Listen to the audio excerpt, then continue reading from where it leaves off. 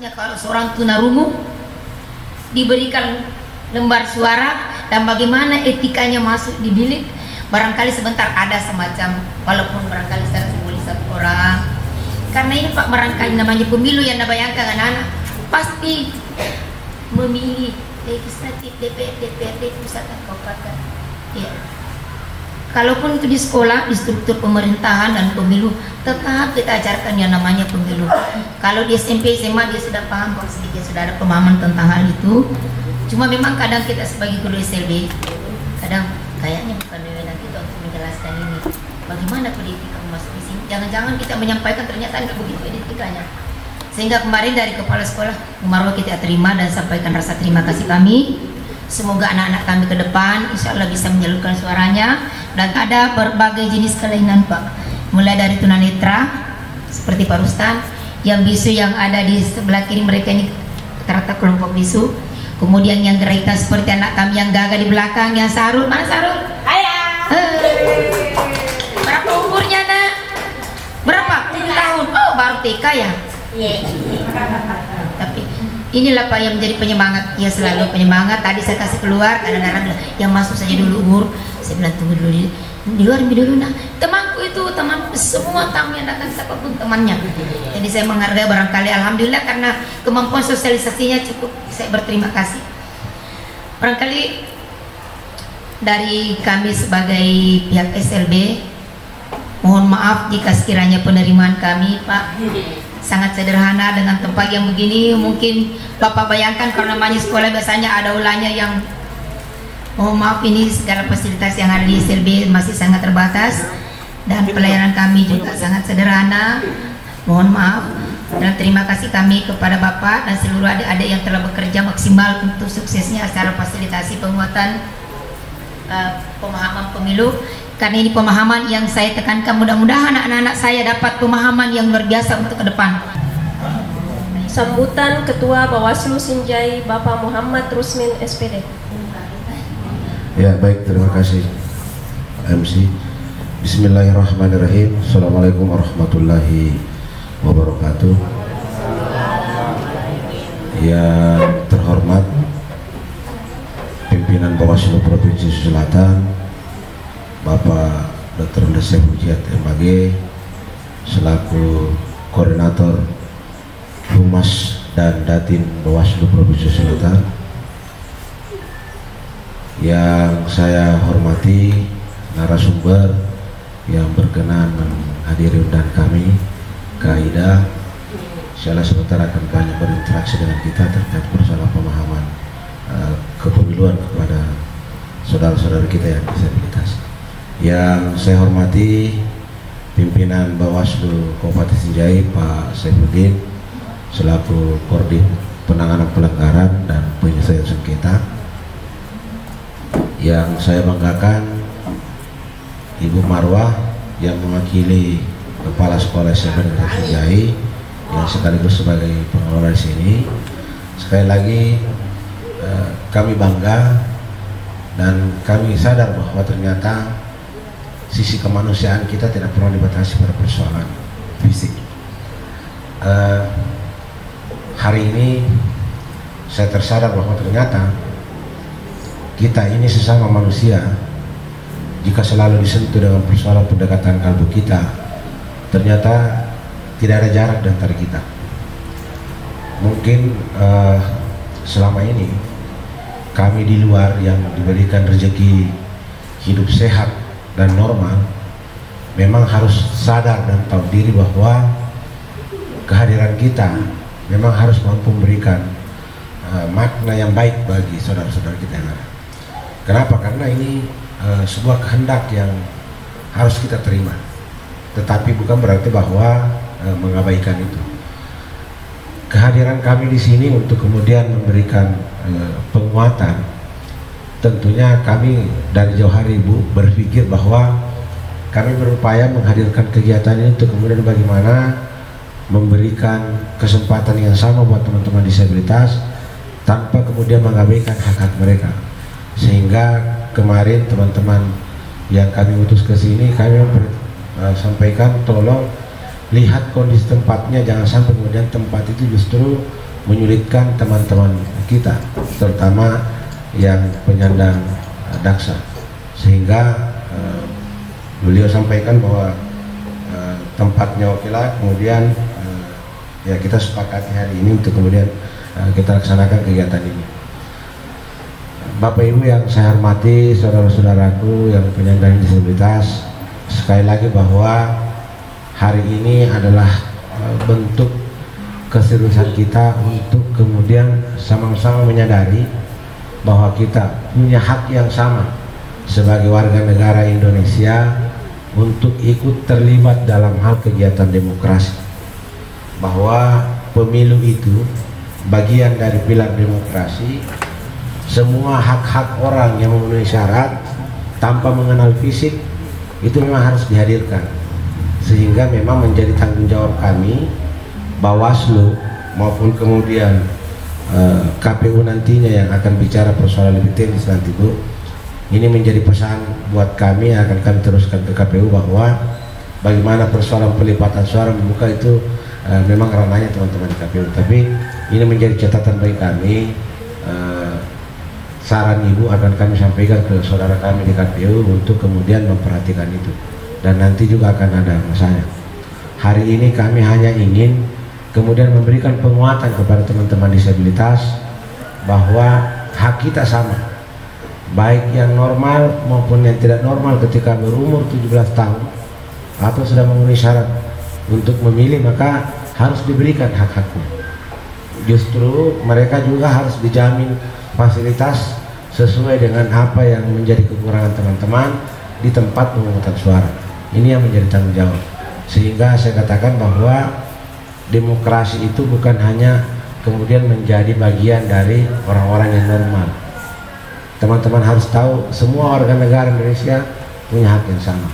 Nah, saya kira itu yang bisa saya sampaikan pada kesempatan hari ini. Saya juga sangat terharu dengan penyambutan di tempat ini. Bu Marwa, saya berterima kasih banyak sudah disambut kami dengan sangat tulus, dan inilah bentuk ketulusan teman-teman yang ada di sini menyambut kami, dan kita akan sama-sama berbagi.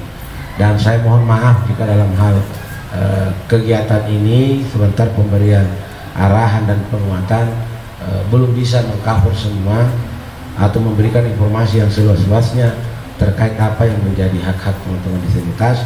Ini bukan yang pertama sampai yang terakhir. Kami akan berupaya untuk kemudian menciptakan ruang-ruang komunikasi dengan teman-teman disabilitas. Demikian yang bisa saya sampaikan, lebih dan kurangnya mohon dimaafkan. Wallahumma biqil aqwamit thariq, billahi taufiq hidayah. Wassalamualaikum warahmatullahi wabarakatuh.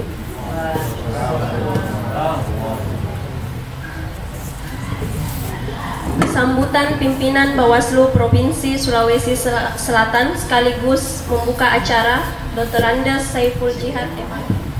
Ya, Assalamualaikum warahmatullahi wabarakatuh. Alhamdulillah wa syukurillah wa sallu ala rasulillah wa ba'du. Ibu Marwa, Ibu pengasuh yang telah mendedikasikan hidupnya dan teman-teman untuk kemanusiaan, terima kasih.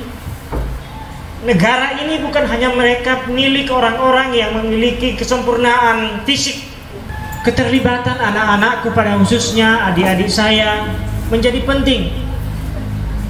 Bagaimana kita memastikan bahwa negara kita ini berjalan dengan baik dalam berbagai macam proses, termasuk dalam proses kepemiluan.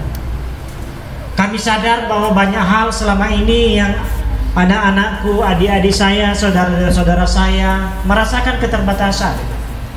Keterbatasan hukum sering dirasakan dengan kurangnya informasi yang memadai untuk anak-anakku sekalian, untuk adik-adik sekalian. Bagaimana sih sebenarnya berkaitan dengan hal-hal yang berkenaan dengan pemilu misalnya. Keterbatasan informasi ini sering kami yang mungkin melek, kami yang mungkin mendengar, kami yang mungkin sempurna lupa dan lalai untuk mencoba menyajikan informasi yang bisa saudara-saudara, anak-anakku sekalian bisa akses. Keterbatasan kami sadari itu, dan saya kira ini adalah ruang bagi kita, mungkin lewat teman-teman di Bawaslu Sinjai, ini kita coba identifikasi semua, termasuk sebenarnya lewat Ibu Marwa dan pembina, mungkin alamat ada anak kita yang dibina di sini, yang mungkin tidak mondok, yang tidak dibala dalam panti asuhan, yang kalau dalam panti asuhan kan sudah kita diidentifikasi. Tadi Ibu Marwa sampaikan ada yang alamatnya dari luar Bone, dari luar Sinjai, sekolah di sini. Kalau sudah terdaftar di sini secara KTP, ya punya hak dia untuk menyalurkan aspirasinya. Nah, yang tidak kemudian tidak mondok di sini, bisa kita coba dapatkan alamatnya sehingga kita bisa sampaikan ke KPU bahwa saudara kita si A yang disabilitasnya misalnya daksa atau netra atau rungu misalnya ada di desa sini di TPS sekian, sehingga nanti teman-teman KPU membantu memfasilitasi agar teman-teman kita yang ada keterbatasannya ini juga bisa punya ruang mengakses pelaksanaan pemilu ke depan. Saya kira mungkin alamatnya penting dari ketua, alamat-alamat teman-teman, dan mungkin koordinasi juga ke dinas sosial. Saya kira bukan hanya yang dibina di sini, tetapi banyak juga yang dibina oleh dinas sosial, supaya kita punya data yang baik, data yang rapi. Kalau kita punya data yang rapi, maka kita juga bisa rekomendasikan kepada pihak yang terkait agar memfasilitasi kebutuhan pemungutan suara untuk teman-teman kita yang terbatas sesuai dengan keterbatasan yang dimiliki. Bahkan kami di Bawaslu membuka ruang bahwa teman-teman bukan hanya boleh jadi orang memilih, teman-teman juga bahkan pernah, saya kira pernah orang Sulawesi Selatan, kalau teman-teman baca, pernah orang Sulawesi Selatan menjadi anggota Komnas HAM. Ya, dia orang netra, tidak melihat. Dia doktor, dia selesai kuliahnya di Unhas doktor, dan dia menjadi anggota Komnas HAM di Indonesia, di Jakarta sana. Bangga kita. Artinya untuk mengatur, mengurus negara ini bukan hanya mereka yang punya penglihatan dan pendengaran yang baik, tapi juga teman-teman yang terbatas pendengaran, penglihatan, daksa dan seterusnya juga punya hak diberi ruang untuk bisa mengakses ruang-ruang itu. Jadi anak-anakku sekalian harus belajar baik ya, belajar keras, belajar baik. Ada teman-teman kita yang sudah mewakili di Jakarta, bisa nanti untuk bisa sampai di Jakarta menjadi wakil-wakil warga kita yang memiliki keterbatasan. Belajar ya, belajar dengan baik, belajar dengan semangat. Kita harus belajar dengan semangat. Banyak bisa jadi anggota DPR, kenapa? Tidak dilarang kok. Mau jadi, artinya ada ruang-ruang. Bahkan di Bawaslu pun kami pernah menerima teman-teman yang menjadi pengawas di kecamatan, di kelurahan atau desa, bisa untuk menjadi bagian dari proses ini. Kita aturan tidak ada melarang, hanya mungkin ini kadang yang tidak sampai. Jadi keterbatasan informasi yang kadang membatasi teman-teman. Keterbatasan. Nah, untuk itu kesempatan ini di samping menginformasikan pentingnya ini mungkin yang pertama Bu, dan ini bukan yang terakhir. Saya kira ke depan secara teknis nanti teman-teman KPU kita akan tuntut untuk memberikan pemahaman bagaimana mencoblos di bilik suara, bagaimana yang terbatas netranya, penglihatannya, bagaimana yang keterbatasan daksa, apa yang bisa dilakukan, itu nanti akan disampaikan. Jadi ini bukan yang pertama dan terakhir, ini pertama untuk selanjutnya ya, kegiatan-kegiatan kita ketemu. Jadi keterbatasan itu juga nanti diingatkan jika nanti ada KPU yang di sana ada saudara kita yang tidak bisa mengakses karena keterbatasan, tidak bisa jalan, mesti harus pakai kursi roda, maka harus disampaikan ke KPU, TPS-nya itu tidak boleh begitu. Harus TPS yang bisa diakses oleh saudara kita yang menggunakan kursi roda. Terus diingatkan, jangan ke TPS dalam ruangan di sini tidak ada jalan kursi roda misalnya. Harus dikritik, disampaikan, karena ini harus diberi ruang yang luas. Oleh karena itu perlu data yang baik agar kita bisa menyiapkan fasilitas yang terkait dengan itu, keterbatasan itu. Juga teman-teman kami sadar, anak-anakku sekalian sekarang harus melawan apa ya? Mungkin di luar sana tidak sih, tapi mungkin perasaan merasa diperlakukan tidak adil karena merasa saya terbatas. Jangan sekali lagi anak-anakku, jangan merasa kecil. Ada sahabat Nabi Rasulullah SAW, ada sahabatnya namanya Ibnu Maktum, Abdullah bin Ibnu Maktum. Dia orang yang tidak bisa melihat. Dia datang. Nabi mengatakan dengan guyon, hei, di surga nanti tidak ada orang yang tidak melihat. Guyon. Langsung turun ayat Tuhan ditegur. Abasa wa tawalla in ja'akum a'ma. Jangan kamu berkata begitu ketika melihat orang yang karena nanti di akhirat tidak ada lagi orang yang buta. Nabi saja ditegur Tuhan ketika mengatakan hal semacam itu. Jadi anak-anakku sekalian, jangan merasa kecil hati dengan keterbatasan yang ada. Bahkan justru di balik keterbatasan anak-anakku sekalian, adik-adik sekalian, ada hikmah besar yang Tuhan berikan kepada kita. Ada nikmat dan hikmah besar yang diturunkan Allah kepada kita dengan keterbatasan yang kita miliki. Bisa jadi anak-anakku yang terbatas secara fisik, tapi justru lebih hebat dari orang-orang yang sempurna fisiknya. Bisa jadi anak-anakku sekalian yang terbatas fisik, tapi sebenarnya kalian lebih mulia di sisi Allah Subhanahu wa ta'ala. Oleh karena itu berbanggalah anak-anakku sekalian, yakinlah bahwa keterbatasan yang anak-anakku, adik-adik saya miliki bukan halangan untuk memberi bakti kita, memberi kontribusi kita kepada bangsa dan negara ini. Selamat kita ketemu, saya senang, saya bangga, saya bahagia ketemu dengan anak-anakku sekalian. Saya justru banyak mendapatkan pelajaran yang besar bahwa keterbatasan yang anak-anakku miliki justru tidak membatasi ruang untuk bisa berkontribusi bagi masyarakat dan bangsa. Dan saya malu yang diberikan fisik yang sempurna justru tidak bisa lebih dari anak-anakku sekalian. Anak-anakku mungkin lebih dari saya. Selamatlah dengan kelebihan-kelebihan itu. Jangan memandang kekurangan sebagai sesuatu kekurangan yang harus tapi anggaplah sebagai sebuah kelebihan, karena di balik itu Allah menjanjikan keutamaan untuk anak-anakku sekalian.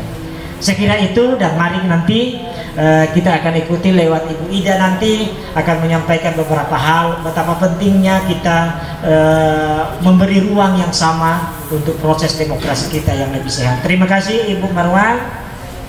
Terima kasih kepada Ibu Kepala Sekolah, Ibu Panti, dan semua pembina. Ibu yang saya harus belajar Bu untuk bagaimana berbahasa itu. Saya itu karena cemburu, gimana cara membahasa. Ini innernya setara ya? Sama. Sama. Oh sama. Ajari saya Sahrul bagaimana berbahasa yang baik dan benar. Amin. Amin. Terima kasih. Assalamualaikum warahmatullahi wabarakatuh. Mari kita buka kegiatan ini dengan bersama-sama membaca kalimat basmalah.